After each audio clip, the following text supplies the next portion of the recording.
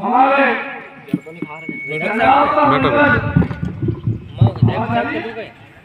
सदावता मंडल के कार्यकर्ताओं और इस विधानसभा के कार्यकर्ताओं द्वारा आयोजित सदावता मंडल में इस कार्यक्रम में उपस्थित भारतीय जनता पार्टी के जिले के मंत्री सम्मानित केराजी नागर साहब, सम्मानित जगदीश जी नागर साहब, जनपद के अध्यक्ष सम्मानित देवनारायण जी नागर साहब, सम्मानित रामदास जी खट्टर, जिला पंचायत के दोनों सदस्य सम्मानित केशव सिंह छावनी जी, सम्मानीय अध्यक्ष जगदीश जी, किरण मालवी जिला मंत्री जी, घनश्याम सागर मंडल अध्यक्ष जी, नरेंद्र जी पूर्व जिला पंचायत सदस्य, राजेश जी, सम्मानित महेश जी मंगलोनिया जिला मंत्री, सम्मानित सिद्धूनाथ जी वर्मा मंडल के महामंत्री, सम्मानित रेणु बंसलाल जी, सम्मानित नरेश भंडारे जी, भगवान सिंह जी गुजर, सम्मानित बाबूलाल जी अहिलवाल जी, सम्मानित पीछे विराजमान हमारे जिला पंचायत के सदस्य, सम्मानीय मानव सिंह जी जनपद पंचायत के सदस्य, हमारे अनुसूचित जाति मोर्चे के दोनों मंडल अध्यक्ष, हमारे गुना से पधारे हुए हमारे जिले के गुना जिले के मंत्रीगण सदस्यगण, हमारे श्रद्धेय हरियाणा से पधारे गुरु जी, हमारे जिनके में नाम पुकार पाए वो सभी मंच पर विराजमान कार्यकर्तागण, हमारे बीच में जल अभ्यास परिषद के संयोजक सम्मानीय बबीलाल जी बामनिया जी और सरस्वती शिशु मंदिर के प्राचार्य, क्योंकि यह समरसता सम्मेलन कोई राजनीतिक कार्यक्रम नहीं है। हमारे सम्मानित राशि संघ के पदाधिकारी भी है, सम्मानित सुशील व्यास जी हमारे बीच में अभी जी ने सदस्यता ली और हमारे समाज के गौरव हम सबके बड़े भाई सम्मानीय मांगीलाल जी वर्मा साहब, प्रेम के मेले साहब, सम्मानित सामने विराजमान पत्रकार साथीगण वैष्णव जी नागर साहब और हमारे बिहार से पधारे सभी पत्रकार साथी, बिहार के सरपंच साहब, बिहार के पूर्व सरपंच साहब धर्मेंद्र जी, हमारे गोपाल बेरारी जी, हमारे सम्मानित डॉक्टर साहब हमारे भूमका के सरपंच साहब और विराजमान हमारे अनुसूचित जाति मोर्चा के और युवा मोर्चा के काले राहुल साहब, हमारे रामबाबू महान जी, सब कुर्सी खाली है, सब बजा दो, कुर्सी बैठ जाए तो अच्छा लगेगा। बीच में भी कुर्सी खाली दिख रही है, सब बोले जी कुर्सी खा जा, सब पदाधिकारीगण, सब बंधुगण, मेरे जिनके नाम की पुकारे वो सब भी मेरे आशीर्वाद दाता बंधुओं, हमारे कालियाखड़ी के पूर्व सरपंच साहब बालचंद जी साहब विराजमान है, सहारनपुर के हमारे जियाजी मालवी जी भंडा जी वो विराजमान है और मेरे समाज के सामाजिक बंधु जिनके गले में भगवान दुपट्टा डला हुआ ये प्रतीक हो रहा है, ये सब बाबूलाल जी ये सब मन बना के आ गए हैं कि ये जो सरकार नरेंद्र भाई मोदी की है ये सरकार फिर से तीसरी बार सरकार बनाने और भगवान रविदास जी के कार्यों को जन जन तक ले जाने का जो संकल्प लेकर के गांव-गांव से पंचायत से टोले से मजले से हमारे समाज के बंधु आए जो अपनी वेशभूषा में अपना सापा बांध करके धोती कुर्ते के साथ के जो बेटे में आप सबको शीश झुका के प्रणाम करता हूँ और भगवान रविदास जी गुरु महाराज का जो संदेश है, गुरु महाराज की ये जो जयंती है, इस जयंती की 647वीं और 677वीं विक्रम संवत की जयंती के उपलक्ष्य में आप सबको बहुत बहुत शुभकामनाएं देता हूँ। बंधुओं, मेरे पूर्व वक्ताओं ने गुरुदेव भगवान को लेकर के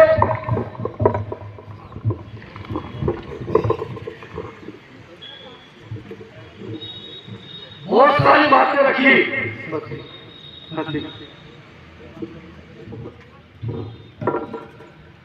जब गुरुदेव भगवान का इस धरती पर अवतरण हुआ, उस समय देश में मुगलों का राज था।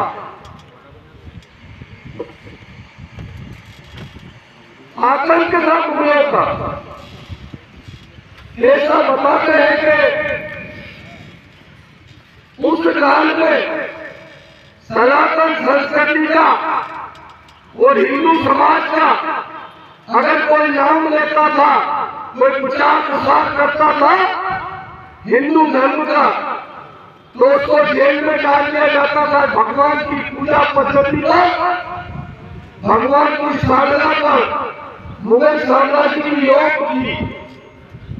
आपस में बातचीत कर लो, कर लो, मोबाइल पूरा बंद कर लो, जल्दी से।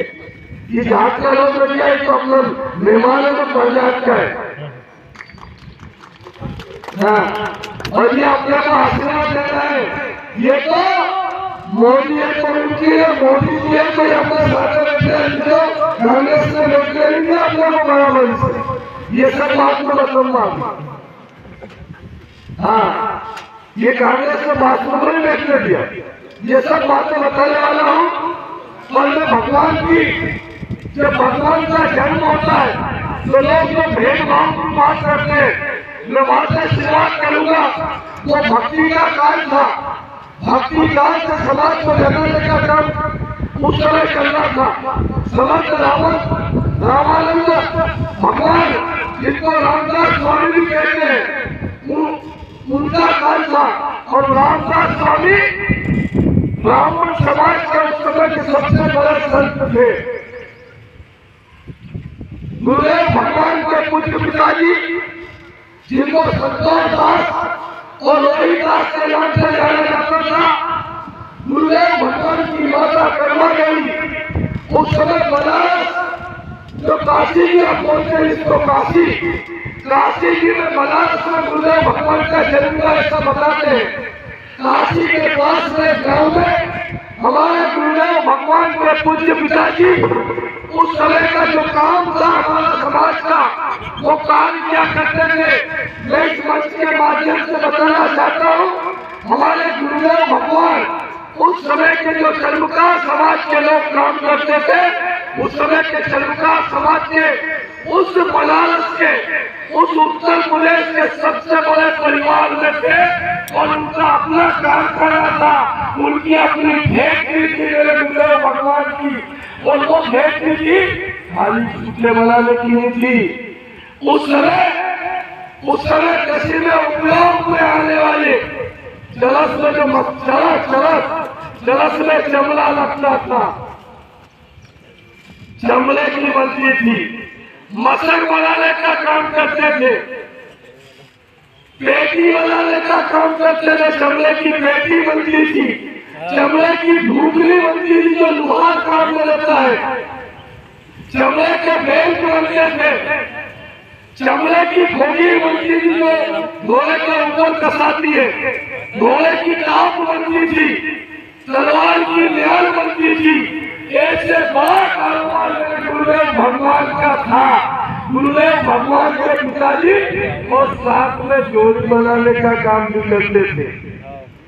ये जोड़ी का जो फोटो गुरुदेव भगवान का है, ये तो अंग्रेजों की है।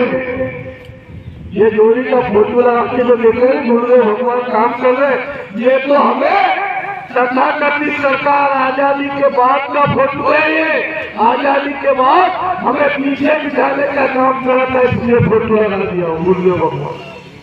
मेरे गुरुदेव भगवान का बड़ा परिवार था, बड़ा। इस्लाम आया तो छुआछूत साथ में लेकर के आया था। और छुआछूत में मेरे समाज से लोग घृणा करते थे, हमसे लोग घृणा करते थे, क्योंकि गरीब परिवार था। और जब गुरुदेव भगवान का जन्म हुआ तब उनकी पूज्य माता जी तब माँ को प्रसव पीड़ा हुई। उस प्रसव पीड़ा के समय भेजे हम हो गए, ये सब अपने कारण ही आया। ये जो मंच में बैठिए अपने कारण नहीं आए, चुनाव आ गए एक बार हमें मत आए ऊपर। थोड़ा कड़वा तो बोलने की आदत है, मेरी जात के लोग बैठे।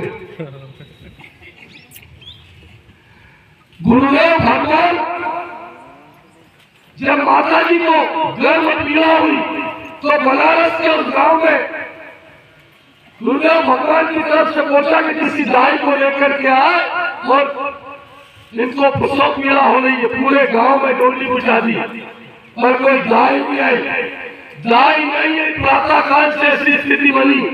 डॉक्टर साहब माघ की पूर्णिमा थी, जिस माघ की पूर्णिमा को माता लीलासन दर्शन देने के लिए हमारे बीच में आती, वो माघ की पूर्णिमा का दिन था। मौका अपने आप में बरसने की तैयारी था।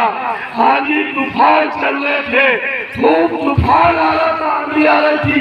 गंगा माँ अपने बोले में गड़गड़ाहट के साथ चल रही थी। कोई गाय नहीं आई, पूरे गांव में डोली हुई। और उसके बाद रात को 11 साढ़े 11 बजे एक अंधी दाई माँ ने कहा कि मैं तुम्हारे घर में चलती हूँ। दाई माँ आँख से अंधी थी, 85-80 साल की उम्र थी। वो जब गुरु महाराज के पूज्य पिताजी दाई माँ को लेकर के उनके कष्ट में पूछे और जैसे कष्ट में दाई माँ पूछी, गर्भ की पीड़ा कम हुई और जैसे ही कम हुई गुरु भगवान का जन्म जैसे लगने लगा कि गुरुदेव भगवान का जन्म होगा। माघ की वो पूर्णिमा जो अभी पूनम गई है, माघ की पूर्णिमा जैसे भगवान का जन्म होता है, आंधी तूफान शांत हो जाते हैं, गंगा मैया शांत हो जाती है और जोर से कष्ट में आवाज आती है, पूरे कष्ट में उजाला हो जाता है। जैसे बिजली कड़क रही हो, बिजली का उजाला हो जाता है। वो दाइमा बाहर निकल के आती है। गुरुदेव के पिताजी और दादाजी बाहर बैठे के मेरे पोते का जन्म होगा। जैसे ही जन्म होता है और माँ कहती है कि मेरी दोनों आंखों से दिख गया, डंके बजने लगते हैं, घंटियां बजने लगती है और प्रकाश होता है और दाई माँ के दोनों नेत्रों से उज्जवल प्रकाश हो जाता है। उनकी दोनों आंखें आ जाती है, उसकी दोनों आंखों में रोशनी आ जाती है। बोलो गुरुदेव भगवान का जन्म होता है। भय जैसे भय त्रिपट कृपाला, जैसे संतोष दास जी के रविदास भगवान का जन्म होता है और इसीलिए ब्राह्मणों से बुलाकर नामकरण संस्कार होता है। तो नाम होता है रविदास, मतलब प्रकाश देने वाला, उजाला देने वाला। और उजाला देने वाला मेरे भगवान का अवतार होता है।